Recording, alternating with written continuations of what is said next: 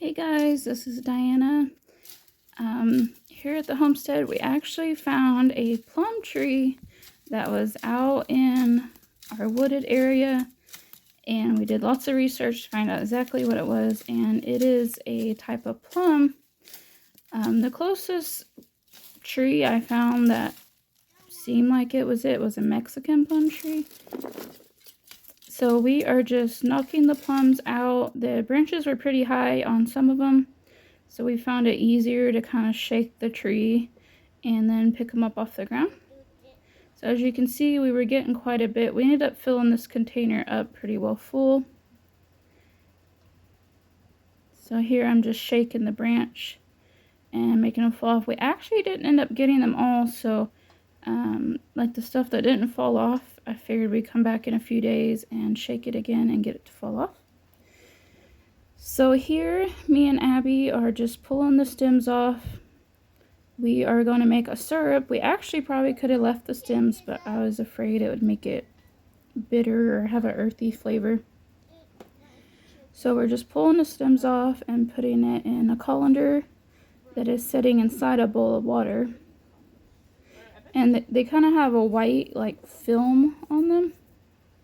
So I was hoping to wash some of that off. And surprisingly, there wasn't really any wildlife eating these. All the ones on the ground were just fine or just rotting. They weren't getting eaten. And there wasn't too many wormholes in the actual plums. So we just kind of took our time on a rainy morning and got these washed up to make some syrup.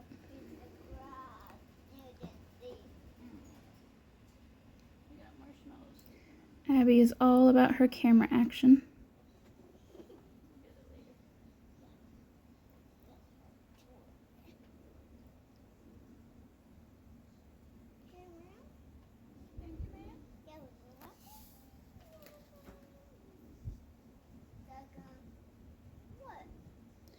I just think this was such a blessing that we had food already here. This was just a native plum tree. No one planted this. It just grew up in an area that hadn't been mowed or anything in a long time. And I just think that that is such a blessing when we find those type of things. Earlier this year, we harvested sand plums off of another tree in our yard that when we first moved here, we thought it might be a peach tree. I just thought it looked like some kind of fruit tree, even though I really at that time didn't know anything about fruit trees. And so I just said, we're not going to mow this. And I put a little barrier around it. And I said, like, I think this was a peach tree. And here we are about 3.5 years later, and it has grown 10 times the size.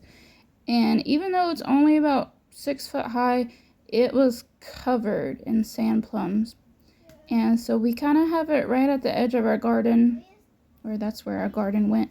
And so we kind of water it, and we haven't really fertilized it, but it doesn't look like it's needed it. It did beautiful this year. Last year it produced a little bit. I didn't really know what they were. Someone had told me they were for sure jujube apples, and so I thought they were supposed to get bigger, and I waited too long and they just ended up kind of rotting while I thought they were going to grow bigger. So we didn't really have enough to do much with anyhow, but this year it was so much more. So between those and these plums, we've done quite a bit of canning with just free food.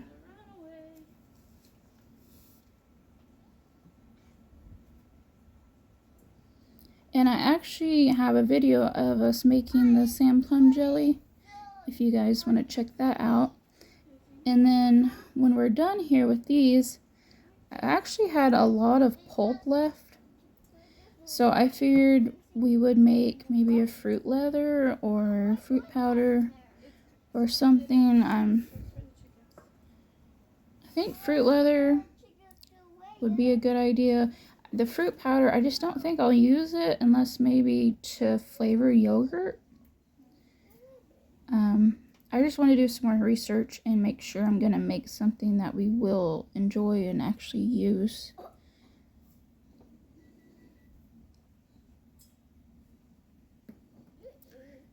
And you guys, I was so excited when I found this tree. I pretty much just ran into the house hollering at everybody that we have some kind of fruit in our yard. And I had no idea what it was yet. But I was crossing my fingers that it was edible. And when we looked it up, it was like we kept finding trees that were similar but had different leaves or didn't have the same type of bark.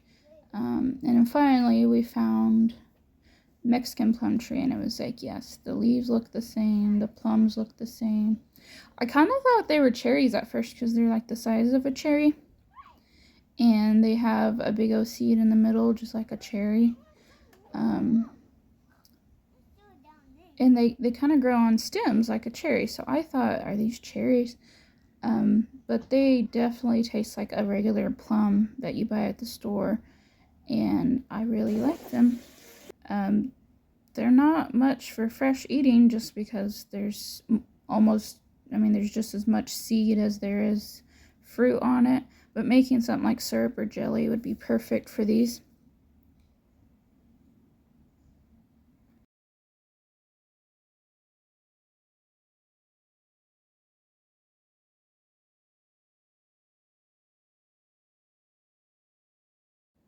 So here you can see I'm just kind of showing that white outer, like powdery, not really powdery I guess, but we got a little bit of white that we're gonna have to do two. It almost seems like maybe it protects the fruit because it you want to help me almost tastes like we can leave these in here. So we just wanted to wash some of it off and wash off any bugs or leaves or anything. And we're gonna wash these in these before we get them processing. Yeah. See how they get that white. Oh, why are you hitting my head? You hit your head on the counter? No, I can't. It's bumpy. Hi guys. You're so cute. Yeah.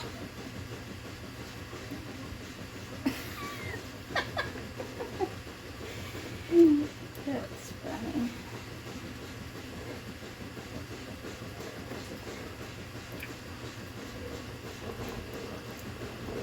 When my dog touches them, it's gonna break. Oh, they're nice and hard. You're okay. It's not hard. It's gonna shoot you with it. What? Kristen. Put those in here. Oh, thank you. You're welcome. Say, Mama. But What? Why are you bumping my head? always bumping your head, huh? Uh-huh.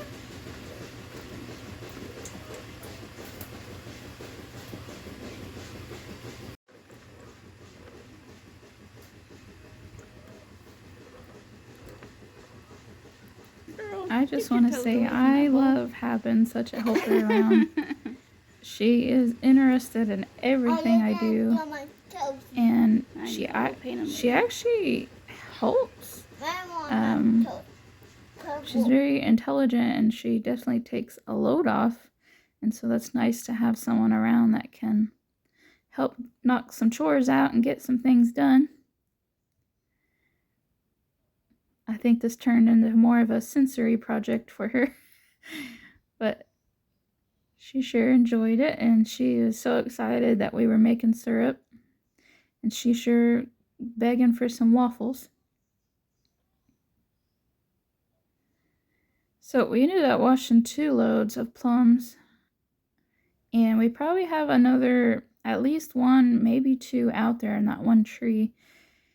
And I'm thinking about getting my son and kind of walking through the woods a bit and seeing if we find it anymore, because this syrup really did taste good. I think it would be a really nice jelly, And even if we did the work of taking out all of the pits, it would be a nice like pie filling. And I don't know if there'd be a canning recipe for that, but we could definitely freeze it. And it is September, so Thanksgiving will be here before we know it, and the holidays, and we could just use some of that pie filling for a few pies, because if you've been to the store recently, for one can of cherry pie filling, it's like $5-6. So it's definitely getting expensive to buy any pie filling, and even if you bought cherries, they're crazy expensive too. I'm hoping this coming November that Walmart will do kind of what they did last year, where like cranberries went on sale and potatoes went on sale and all those things that people usually use for Thanksgiving. And so I think if they do, I will definitely get some to can and make some more cranberry juice like we did last year and things like that. So I'm looking forward to those things. I know most people's canning happens during harvest season, but it seems like I end up canning most of my things in the fall and winter because I was hoping to grow a lot more than I did in the garden this year, but I learned a lot. I improved the soil how much I could, but the spots that I just kind of used the native soil, not too much happened. Now, my tomatoes, they really loved the native soil. And maybe if it was more amended, maybe they would have done even better, but they did amazing. And so I have no complaints about tomatoes. But my peppers, they were very stunted. I actually have 2 pepper plants that are doing amazing. They're producing kind of slow and steady, but they are tall, they're very green, they look good. But next year we definitely got to do better. But when all the sales go on in the fall and winter, that's when I like to get things canned up and put on the shelf. And even like beans and things like that you have all the time for in the winter to be able to can up for convenience.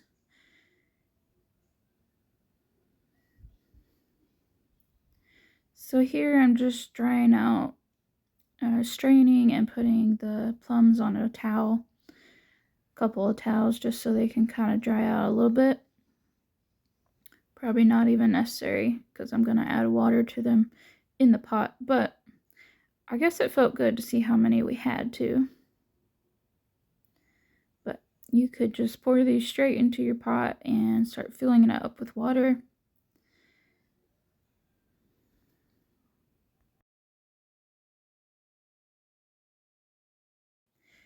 In case anyone was wondering, this purple container that we harvested the plums in, this is actually a laundry soap container. I like to use these without the top cut off. I like to use these to put like homemade fertilizers in, and then it can just have a pour spout to put it into my watering can to dilute and water my garden with it. But some of these I actually cut off the top and use them as just like a basket, and I just use them for all kinds of different things. So today we actually harvested these the day before, but we are using the container just to hold our plums, and it's just a good way to, I know these laundry soaps are terrible. I'm planning to get away from them. I just haven't made it there yet. I'm just showing you the inside of the plum. Trying to get that pit where you can kind of see it.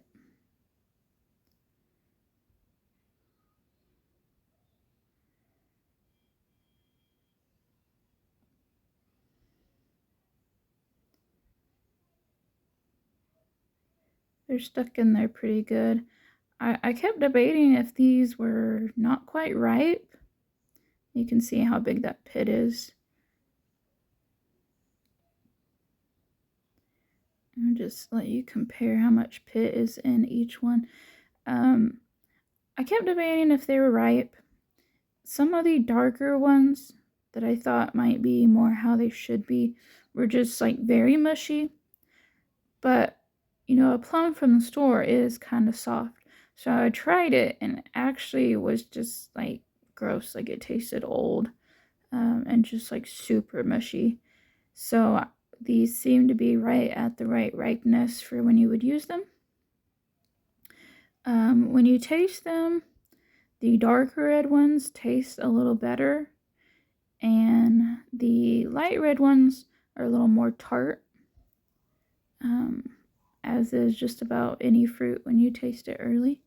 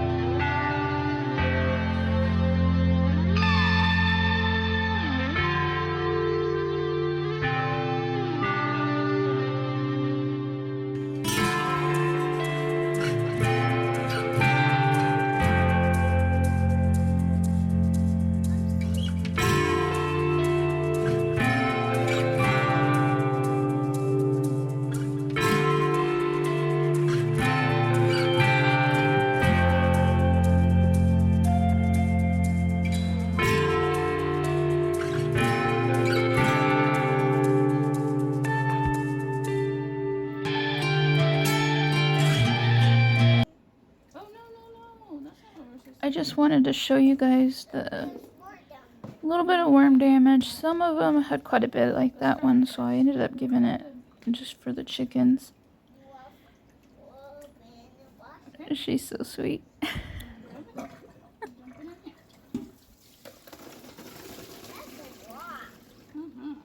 We just kind of took our time with these. We weren't in no rush. It was kind of a fun project for Abby to just kind of play with them and make a whole morning of it. I'm just gonna dump some more of these on. We're almost done here. Okay. Yeah, we found a better way So just to pour it in a strainer. Here you go, man. There you go. There's a stem. Put that thing. That just in the water. Gross. Gross. Uh-huh.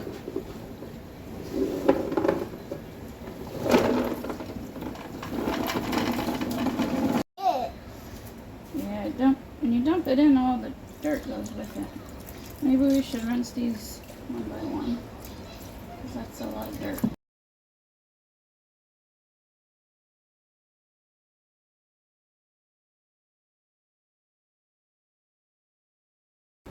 this one too. It's too mushy. This is, Yeah, see that purple one is mushy? yeah. Put it in the chicken bowl.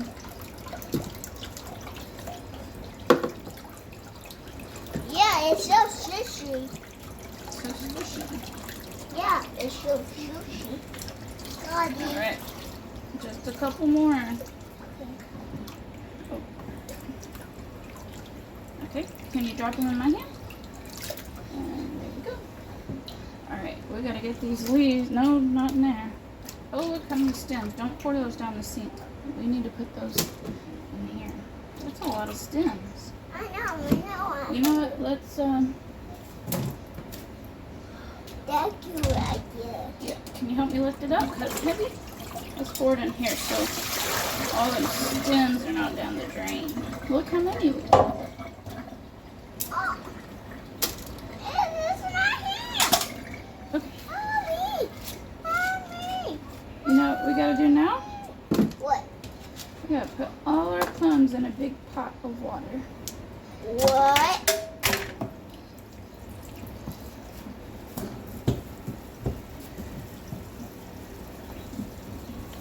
You're doing these small dishes in here.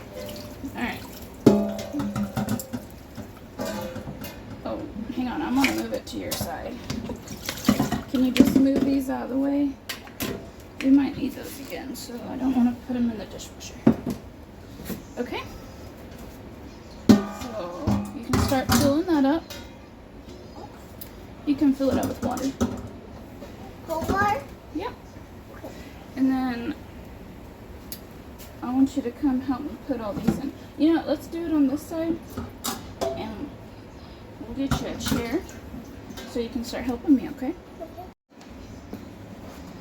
Alright. I'll turn on the water and you can start putting the plums in there. This one. Yeah, it's fine. Oh, it didn't really add any pressure. Yeah. Okay. Good job. Whoa, chair sliding. Okay.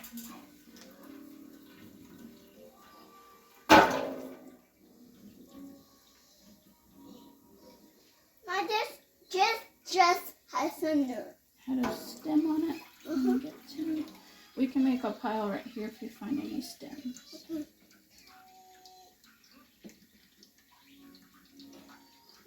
Find some sense on here. You looking for them? Whoa. I'm sorry, looking. All right, let's start putting them in here. Find them.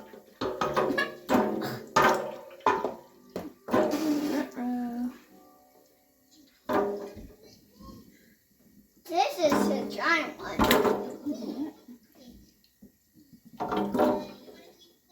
That's a nosy.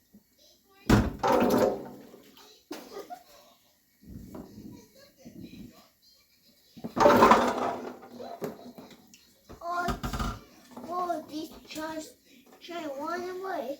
I have an idea. What? Watch. What if we dump the whole towel in there? Whoa. We got a whole bunch. We got that side, and I got this side. There we go. Alright, let's grab all the runaways. Good job. You were gonna fall. That was funny. You just threw yourself on the counter.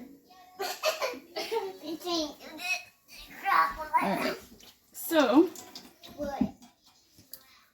Oh.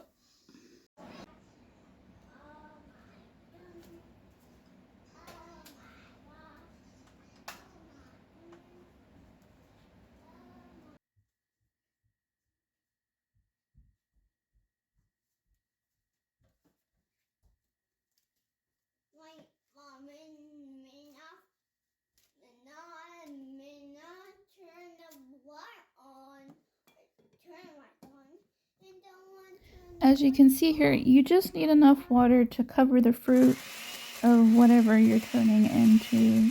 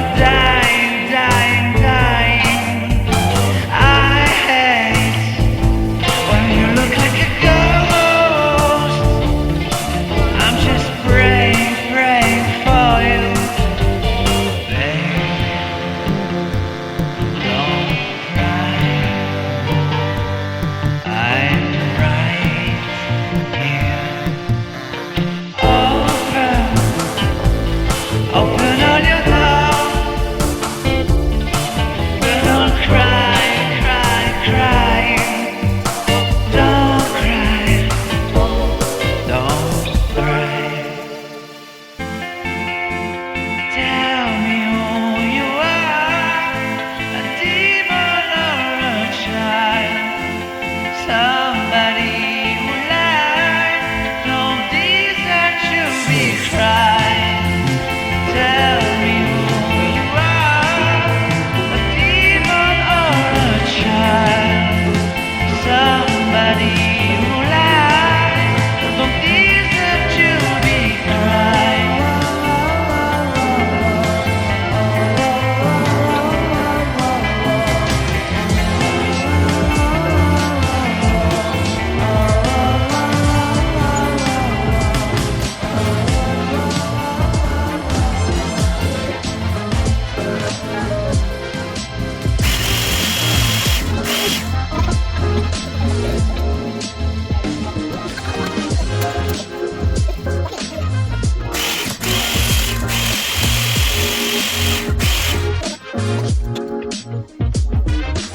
Actually, so the Nipponic seasoning had just a bunch of different roasted vegetables in it.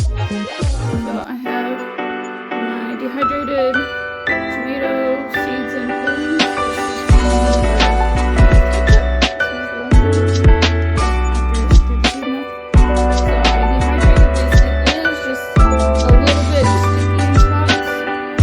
After I make this, I'm actually just going to run it through the dehydrator, kind of sprinkled on the parchment paper again. Okay. And then here I have dehydrated peppers. So I'm going to grind some of them up. I love smelling these.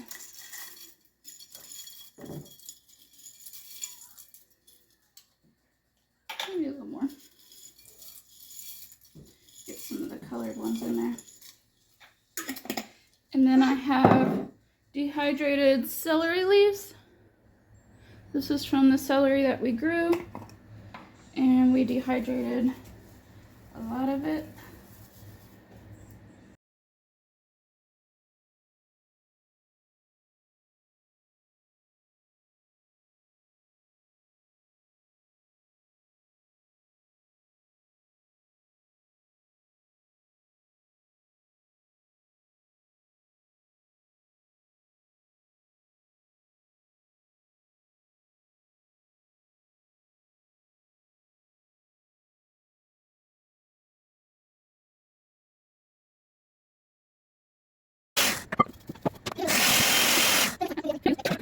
Red crushed peppers to add a little heat to it. I will add these at the end because I don't want to dehydrate that hot smell and be like we're in pepper spray all day. A couple of those peppers must have been hot. Yeah. Because it is strong in here.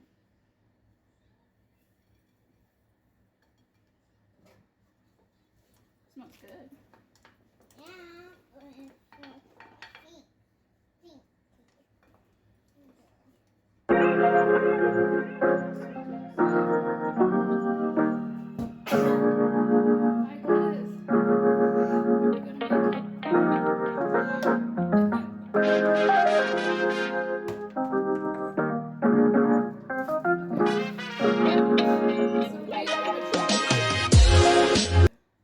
Kind of tomato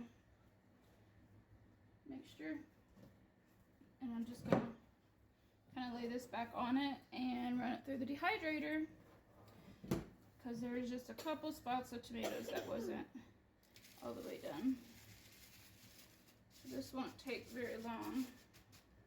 I just want to make sure it's not going to spoil from being just a little bit wet. You don't want any moisture in there.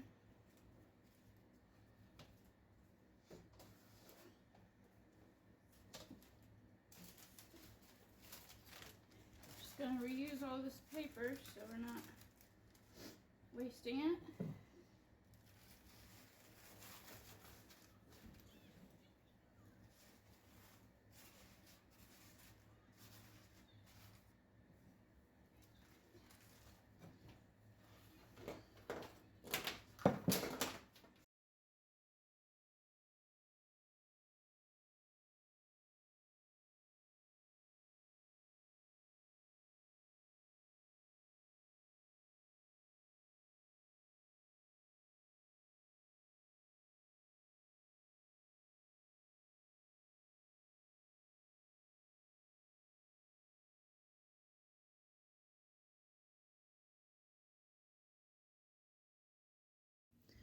So when we boiled our plums, we were boiling them just long enough for them to pop. You can see how they all have a crack in them.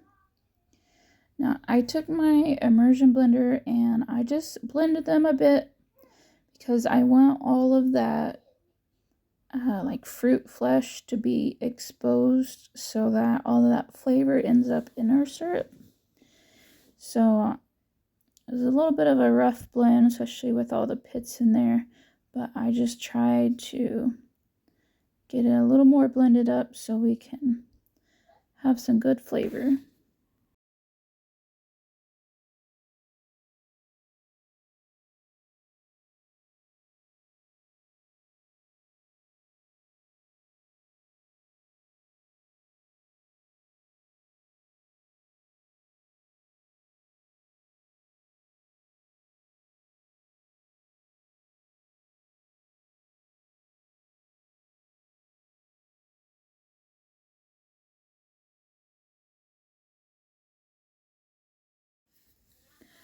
Normally, I would put all of this juice and the fruit flesh and everything into like a fine cloth and actually hang it on my cabinet door and let it drip for a long time.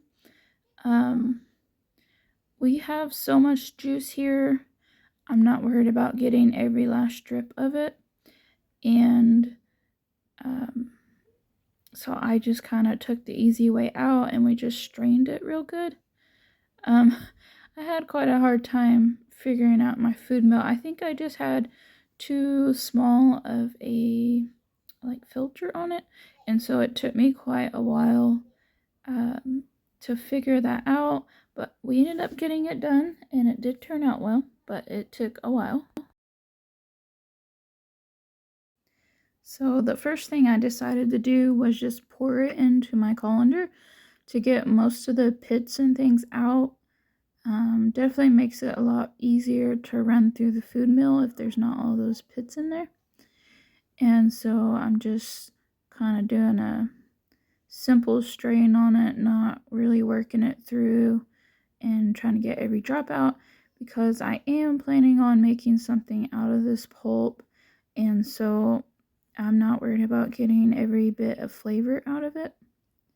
So I just kind of save this pulp, and I will have a video on what we do with it. If you guys want to follow along, you can subscribe and see what we end up doing with this.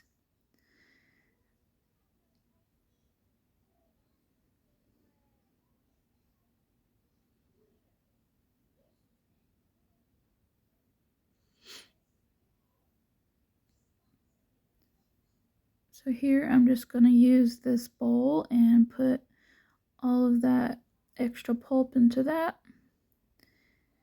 And then I start realizing my bowl's already full, so I ended up needing something else to put some of this juice in.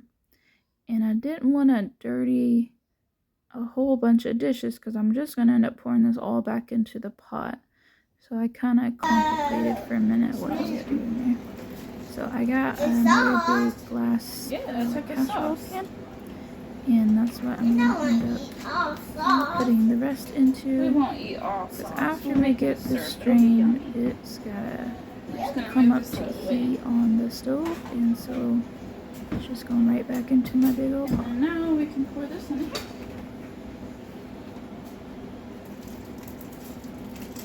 What? Ow! What? Leave my arm on the pan like a dum-dum. Oh. Oh. That's still inside. Okay. You're So- burning yourself? This has quite a bit of pits and things in it. So I'm just going to get that out of there.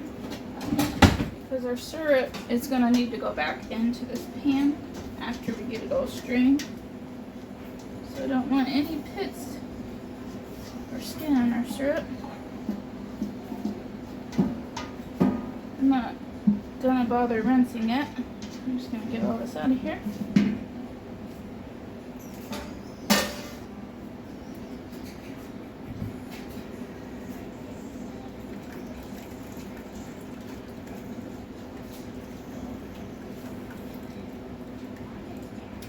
we have plenty of juice, so I'm not worried about straining this for a long time. I just want to make sure it's a good consistency, a good texture.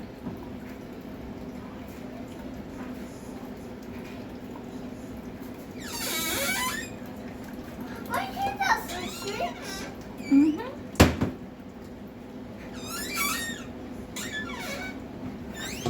Might be too much for this bowl.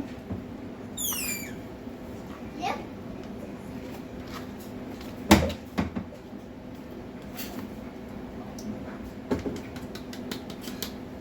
I like the Okay. yogurt one. So there's definitely still some juice in this pulp. You could definitely get a lot out of that, but since we're gonna dehydrate it, it's just gonna kind of concentrate that flavor and make a good fruit leather. So I'm not worried about getting any more of that out. Mario, give me some more yogurt. You want some yogurt? Mario, buy me some yogurt. I think we still have some. Oh. I'm definitely doing this the hard way as far as using this little thing, but my big one's all messed up. I need to buy a better, a more quality one, but not there yet.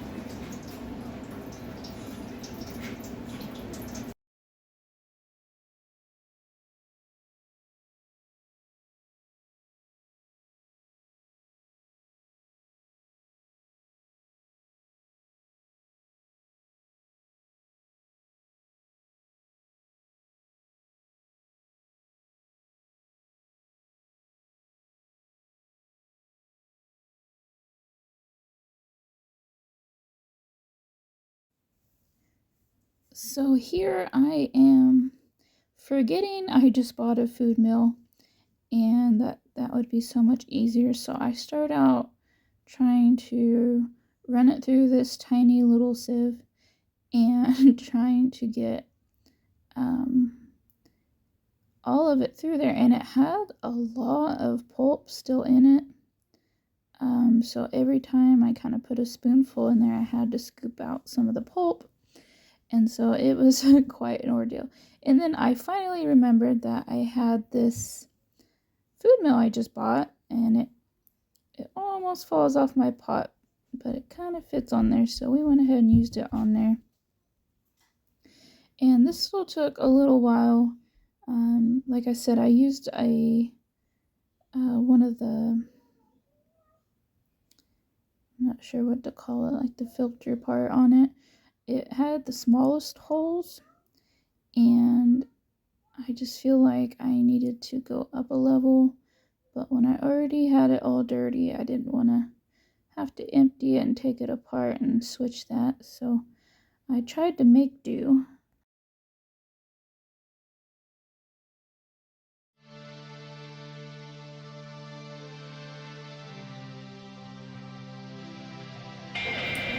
Okay, I got all of our juice poured back in here.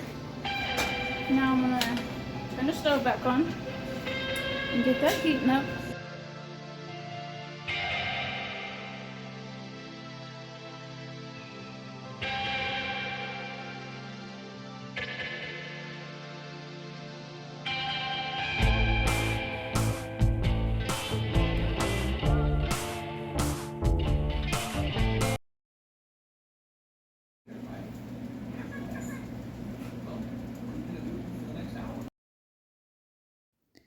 While the plum juice was coming up to heat, I had bought a new case of jars, so I was just washing it to make sure there's no like factory dust in it. And so what I usually do is I set my jars upside down after I wash them to kind of drain. And here I'm showing you the pectin that I ended up using. I did a splash of lemon juice to add a little bit of brightness to it. And so I just kind of winged it. I am using a kind of a collaboration of recipes between my 2 ball canning books and the pectin directions. And so I guesstimated I had about 2 batches here of a jelly recipe, but I'm just making a syrup. So what I did is I used the sugar and pectin for one recipe. That way it would be a lot more diluted and not as sweet. So I actually called for 7 cups of sugar for each recipe. So I just put 7 altogether for the 2 batches. And we just need to boil it for a minute. So this is a double recipe and dissolve all for that sugar, jelly. and then add our pectin. Since I'm just and making boil syrup, it I'm for just 1 adding minute. 1 pack So of, here I just turned up the heat pectin, and I'm just waiting for it because to I don't come need it up as to thick as a jelly. a boil. We're just going to use this for waffles and pancakes, things like that.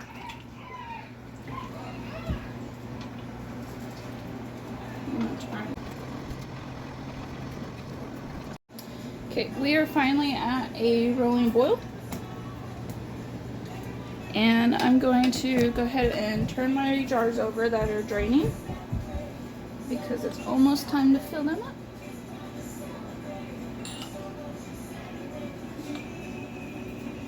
These were new jars that I just rinsed the lids off and washed out the jar for our syrup today. So I have this like silicone funnel, and just so you guys know, these ones stain. If you can your tomatoes or carrots with it, it'll stain. So I do have a plastic one and I like it better, but just in case you guys were looking to buy canning stuff. Alright, so this has been boiling for about a minute, so I'm going to go ahead and add this pectin and just squeeze it all into there.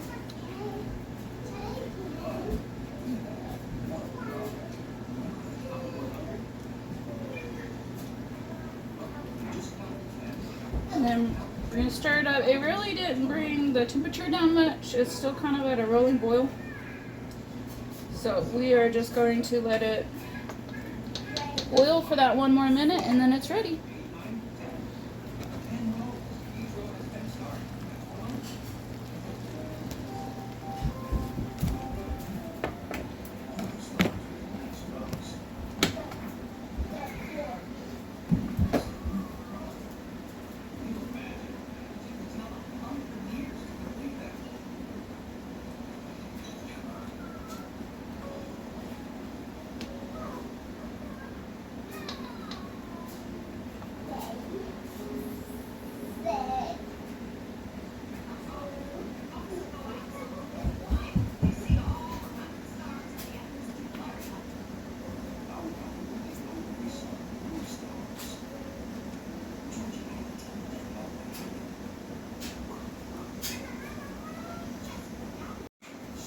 Okay, it's been about a minute. I'm going to turn my heat off and just transfer this over to my little silicone mat.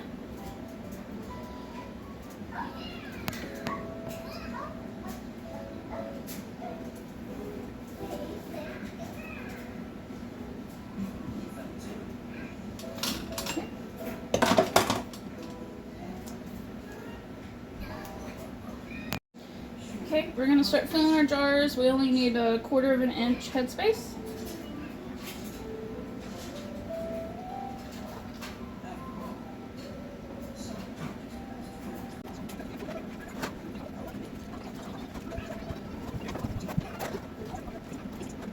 Alright, I've got my canner filling up in the sink. That'll take a minute because we always have low water pressure here. I'll get all these jars filled up, and then you do want to use vinegar to wipe these off because of all the sugar. You don't want sugar to mess up your seal because it's under the lid.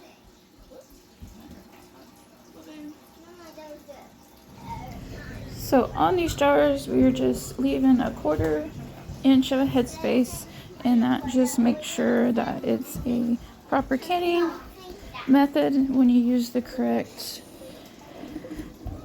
headspace. And so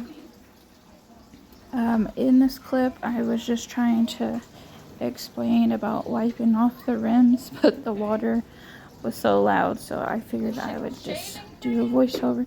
So when I can anything sugary, I do like to use vinegar on a towel to wipe the rims. Some people use vinegar for anything.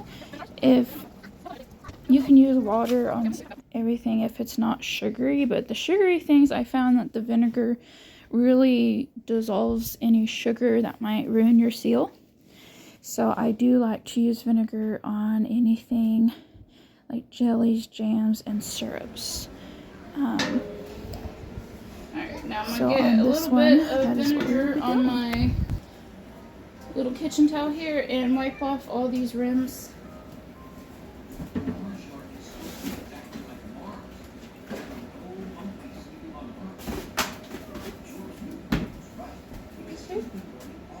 The vinegar helps dissolve the sugar just to make sure it's off.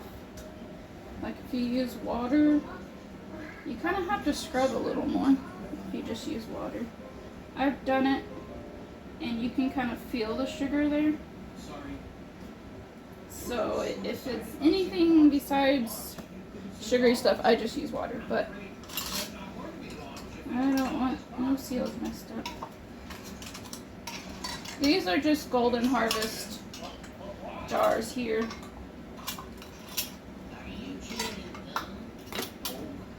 From Walmart.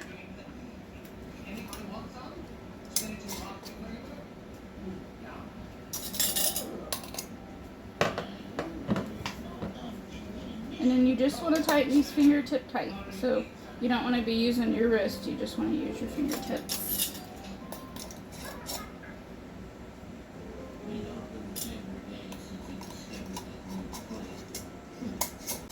Like no one talks about it. So when you're putting your jars in, you gotta, that one's not ready. You gotta load it evenly because it will tip over when you're putting them on this rack here. You can get a better view there. See how it's tipping?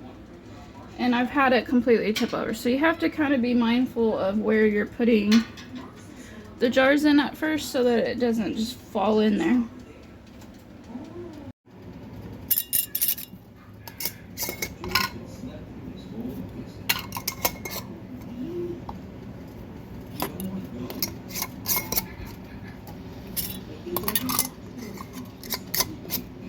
Ooh, hot.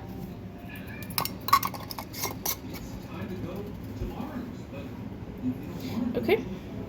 If I was processing for a long time, I would get out my other rack to get the rest in, but these only take 10 minutes, so I'm just going to let it process while I'm dipping out the rest of our syrup in the pan.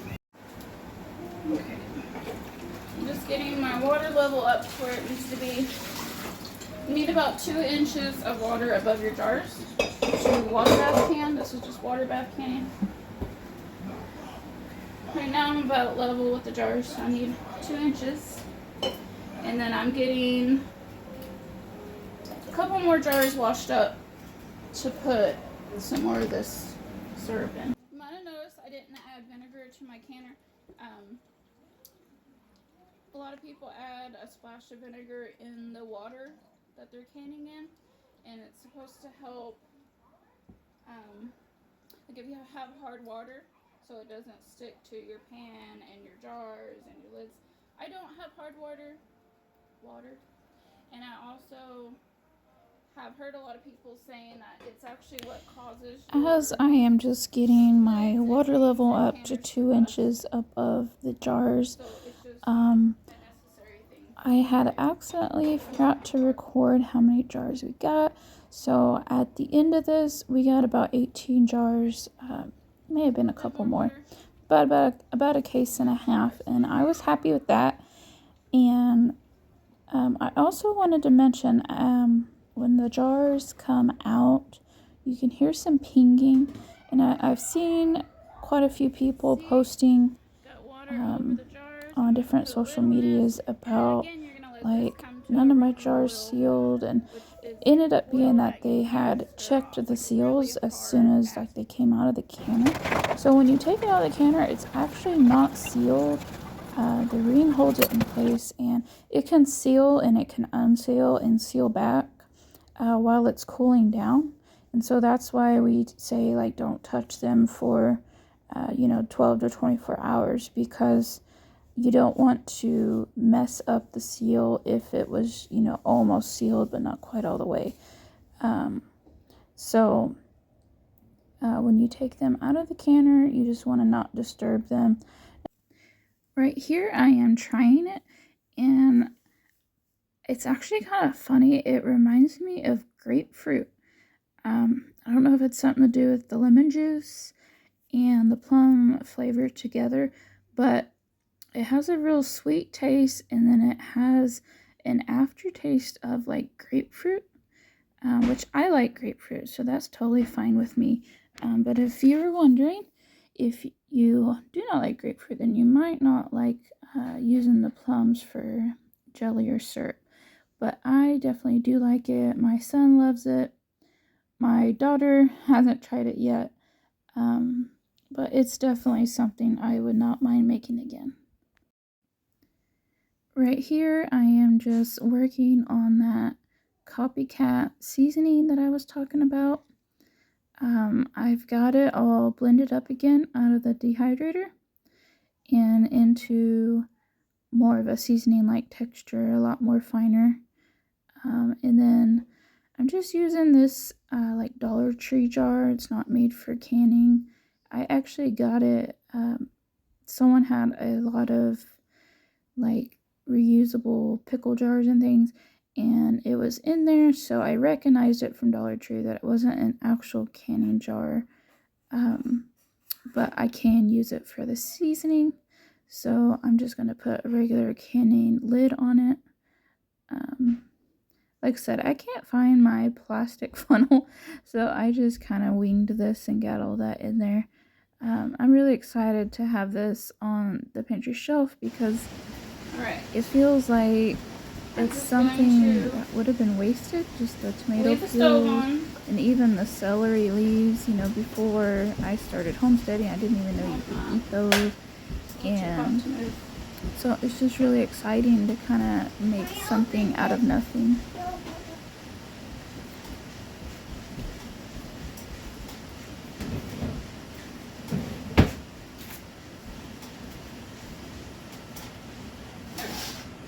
I'm going to move this over here to my little silicone mat. And then I am going to take the lid off, but I'm not going to touch it for 5 minutes. And you can't really pull that rack up because of how hot it is anyways. And the steam will get you. So, you'll remember, trust me. This is our next batch to go in. And then the batch that's going to come out is going to go right here, and it's going to cool there. I don't usually go 24 hours, but I like to go like 12 hours, like overnight. And I usually put them away like the next morning.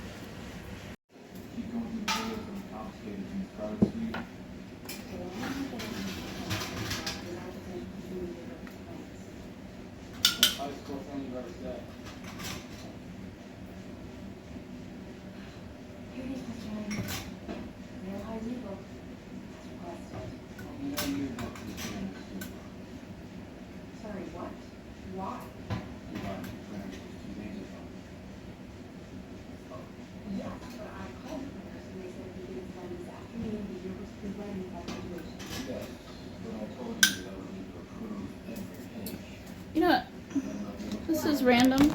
So as I'm unloading the canner after it's been a little while for it to cool a little bit, I just have seen a lot of questions about this, so I just wanted to say what I've learned in my experience. It may or may not be technically when I was first canning, I would kind of tip the can over to let the water drain off, because there's like a little puddle of water on top of the lid. like And you test your seals after I the know 12 a lot or of people 18 do or that, and 24 hours. it never really mattered. But then I And learned that then you're not supposed I to. almost made this mistake. I think it's because But when you're unloading, the you have to unload it evenly wing too. can So direct loosen and full out of there. while you're canning, and so it's tight enough it's going to hold that lid in place. But if you tip it, then some of your food could get under the lid and mess up your seal. I'm gonna put my next I never batch really in. had that problem, but Loading I it stopped evenly. tipping them over, and I realized that water pretty well evaporates. So you really don't have to get any of that off. It'll just kind of steam off anyhow. So if you are worried about that, it's not a big deal.